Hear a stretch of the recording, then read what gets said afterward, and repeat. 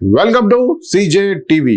సీతమ్మూరు లంకా దహనం చేస్తే ఎట్లుంటదో సుద్దురు. 10 మంది బతుకుల్ని నాశనం చేసే బతుకేనా అని ప్రశ్నిస్తోంది నటి అనుష్క. ఇప్పుడు ఆమె ప్రధాన పాత్రధారిగా క్రిష్ జాగర్లమూడి తెరకెక్కిస్తున్న చిత్రం ఘాటి. యువి క్రియేషన్ సమర్పణలో రాజీవ్ రెడ్డి, సాయిబాబా జాగర్లమూడి సంయుక్తంగా నిర్మించారు. విక్రమ్ ప్రభు, జగపతి బాబు, చైతన్యరావు తదితరులు కీలక పాత్రలు పోషించారు. ఈ సినిమా సెప్టెంబర్ 5న థియేటర్లోకి రానుంది. ఈ నేపథ్యంలోనే బుధవారం ఈ చిత్ర ట్రైలర్ ను విడుదల చేశారు. ఈ ఘాట్లలో ఘాటీలు ఉంటారు సార్. బ్రిటిష్ కాలంలో కొండలు బద్దలు కొట్టి రక్తంతో రోడ్లు వేసేవాళ్ళు. ఇప్పుడు గంజాయి మూసే కంచర గాడిదలు అంటూ ఓ వ్యక్తి చెప్పే వాయిస్ ఓవర్ తో మొదలైన ట్రైలర్ ఈ చిత్ర కథా పాత్రలపై ఓ స్పష్టం వచ్చింది. ఆంధ్ర ఒడిశా సరిహద్దుల్లో జరిగే కథ ఇది.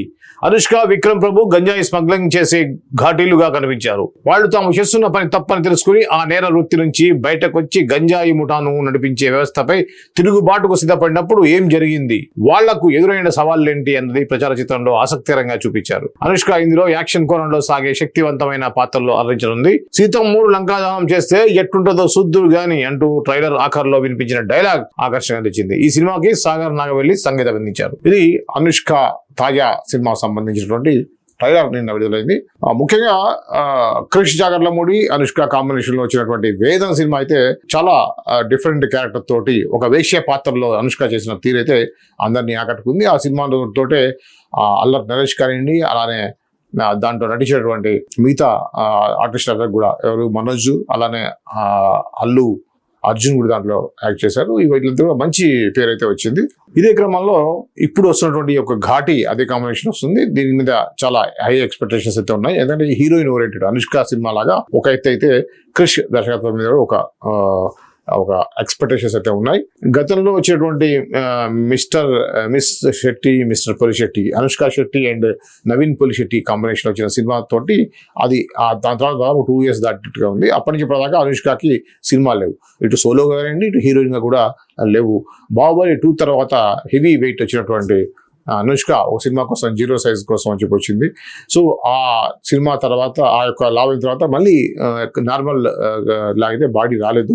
అది చాలా మంది అంటారు యోగా ట్రైనర్ గా ఉన్నటువంటి అనుష్క ఎందుకు బాడీని కంట్రోల్ చేసుకోలేకపోయింది అనేది. అంటే బాడీ తీరు ఉంటుంది, అట్లా తనకి ఓవర్ కాన్ఫిడెన్స్ అని చెప్పుకోవచ్చు. అంటే తన గతంలో కొద్ది లావు కావటం, కొద్ది తగ్గడం అనేది చేసింది. అంటే ఒకేసారి ఇంత లావు తగ్గడం అనేది చాలా కష్టంగా ఉంది ఆమెకి. పాపం కెరీర్ కూడా ఒక విధంగా చెప్పాలంటే చాలా స్లోగా నడుస్తున్నటువంటి పరిస్థితి ఉంది. ఇక హీరోయిన్ ఓరియంటెడ్ సినిమాలకైతే ఓకే కొంతవరకు, ఎందుకంటే ఒక ఏజ్ లిమిట్స్ లేవు కాబట్టి. ఇంకా ముఖ్యంగా హీరోయిన్లు ఒక ఏజ్ దాటిన తర్వాత ఆటోమేటిక్గా హీరోయిన్ ఓరియంటెడ్ సినిమాలు చేస్తూ ఉంటారు. గతంలో మన విజయశాంతి కానివ్వండి, జ్యోతిక కానివ్వండి, నయనతార కానివ్వండి, వీళ్ళందరూ కూడా సీనియర్ హీరోయిన్లు అయిపోయిన తర్వాత ఆటోమేటిక్గా హీరోయిన్ ఓరియంటెడ్ చేస్తున్నారు. ఈ మధ్య త్రిష కూడా దాదాపుగా ఒక 40+ ఉన్న హీరోయిన్స్ అందరూ కూడా హీరోయిన్ ఓరియంటెడ్ సినిమాల్లో రాణిస్తున్నారు. నిన్న మనం సపరేట్గా ఒక ఆర్టికల్ దాని నుంచి చూసాం కూడా, హీరోయిన్ ఓరియంటెడ్ సినిమాలు ఎన్ని వస్తున్నాయి ఏంటి అనేది. తాజాగా ఆల్రెడీ ఒక స్వింగ్లో ఉన్న హీరోయిన్లు రష్మిక మందన లాంటి వాళ్ళు, ఇప్పుడు మహానటి కీర్తి సురేష్ లాంటి వాళ్ళు వీళ్ళందరూ కూడా హీరోయిన్ ఓరియంటెడ్ సినిమా చేయడం అనేది మనం చూసాం. సో ఈ క్రమంలో ఘాటి ఈ అనుష్కకి ఒక బ్రేక్ ఇవ్వాలని, కంబ్యాక్ సినిమా లాగా కావాలని చెప్పేసి మనం కూడా కోరుకుందాం. ఇక రాజా సాబ్ ఏమంటున్నాడో చూద్దాం. 2వ భాగం ఉంది. ప్రభాస్ చిత్రం అంటే 2 భాగాలు పక్కా అనేది పరిపాటిగా మారిపోయింది. ఇప్పటికీ ఆయన కల్కి 2, సలార్ 2 సినిమాలు చేయాల్సి ఉన్న సంగతి తెలిసిందే. ప్రస్తుతం మారుతి దర్శకత్వంలో రూపొందుతున్న రాజా సాబ్ కి కూడా 2వ భాగం ఉన్నట్లు ఇప్పటికే వార్తలు వచ్చాయి. తాజాగా దీనిపై చిత్ర నిర్మాత టీజీ విశ్వప్రసాద్ స్పష్టత ఇచ్చారు.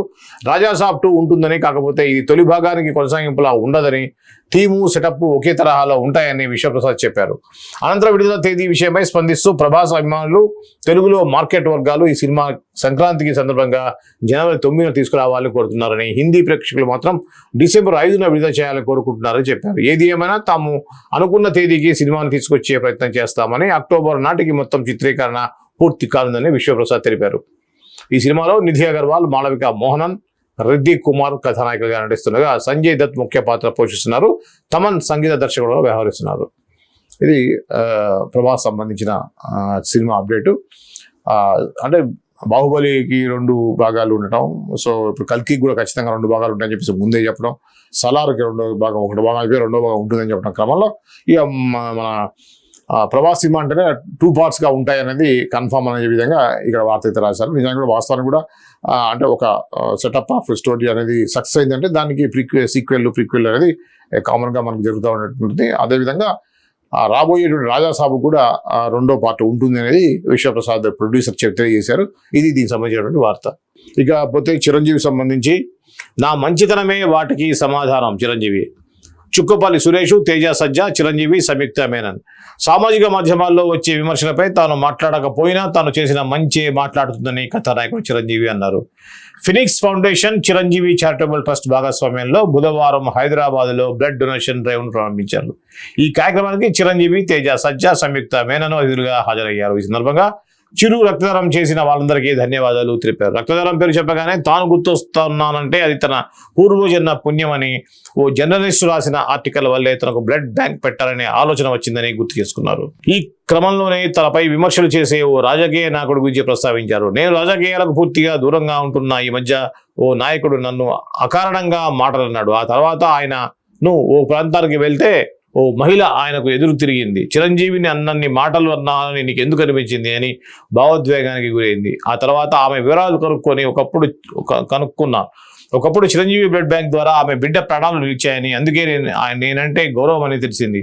ఆ మాటలు విని నా మది ఉప్పొంగింది. నేను చేసే మంచి పనులు, నాపై చూపే అభిమానుల ప్రేమే నా రక్షణగా కవచాలుగా. నన్ను విమర్శించే వాళ్లకు నేను సమాధానం ఇవ్వాల్సిన అవసరం లేదు. నా మంచితనమే మాట్లాడుతుంది. నాలా మంచి పనులు చేసే తమ్ముళ్లకు నేను ఎప్పుడూ సహాయంగా ఉంటాను అని చిరంజీవి చెప్పారు. ఈ కార్యక్రమంలో హీరో తేజ సజ్జా కూడా రక్తదానం చేశారు. ఈ కార్యక్రమం ద్వారా సేకరించిన రక్తాన్ని భారత ఆర్మీకి అందివ్వనున్నారు. ఈ కార్యక్రమంలో Phoenix group chairman Chukkapalli Suresh తదితరులు పాల్గొన్నారు.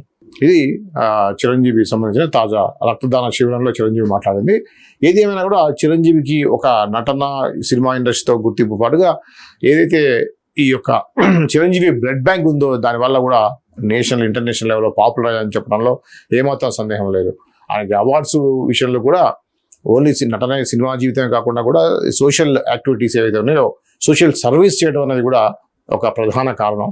అందులో డౌట్ లేదు. Chiranjeevi blood and eye donation తీసుకోవటం, అలానే వాటిని ప్రజలకు అవసరమైన వాళ్ళకి అందించడం అనేది చాలా పెద్ద ఎత్తున జరుగుతున్నటువంటి క్రియ. సో దానికి గాను అనేక సార్లు ఆయనకి రివార్డులు అనేవి వచ్చాయి. ఇదే క్రమంలో ఆయన అదే మాట్లాడుతారు అనమాట. నన్ను అకారణంగా చాలామంది తిడుతూ ఉంటారు, నేనేం దానికి స్పందించను, నా మంచే దానికి సమాధానం అనే విధంగా ఆయన చాలా గొప్పగా మాట్లాడారు. అదేవిధంగా తమ్ముళ్ళు సొసైటీకి మంచి చేయాలనుకునేటువంటి మా తమ్ముళ్ళకి నా సపోర్ట్ ఎప్పుడు ఉంటుంది అనే విషయం కూడా ఆయన ఈ సందర్భంగా తెలియజేశారు. బాలకృష్ణతో నిర్మాతల భేటీ. చిరంజీవి అయిపోయింది, ఇప్పుడు బాలకృష్ణ ఓకే బ్యాలెన్స్ చేస్తున్నారు. తెలుగు సినిమా కార్మికుల వేతనాల పెంపు అంశంపై ఫిల్మ్ ఛాంబర్, ఫిల్మ్ ఫెడరేషన్ మధ్య జరుగుతున్న చర్చలు ఇంకా కొలిక్కి రాలేదు. ఈ నేపథ్యంలో హైదరాబాద్లోని ప్రసాద్ ప్రివ్యూ థియేటర్ వద్ద కథానాయకుడు నందమూరి బాలకృష్ణతో పలువురు నిర్మాతలు బుధవారం భేటీ అయ్యారు. చిత్ర పరిశ్రమలో నెలకొన్న తాజా పరిణామాలని ఆయనకు వివరించారు. అనంతరం ఆయన బాలకృష్ణ స్పందిస్తూ టి ప్రసన్న కుమార్ మీడియాకు వెల్లడించారు. నిర్మాతలు బాగుండాలని బాలకృష్ణ ఎప్పుడూ చెప్తారు. ఆ విషయాన్ని మరోసారి గుర్తు చేశారు. 10 రోజులు ఎంత తక్కువైతే అంత మంచిదన్నారు. అవసరం మేరకే కార్మికుల్ని తీసుకోవాలని సూచించారు. అటు నిర్మాతలు, ఇటు కార్మికులు అందరూ బాగుపడేలా తాను చూసుకుంటానన్నారు. థియేటర్ల సమస్య దృష్టిలో పెట్టుకుని ఏడాదికి 4 సినిమాల్లో నటిస్తానని చెప్పారు. సమస్యల పరిష్కారానికి తన వంతు కృషి చేస్తానని తెలిపారు.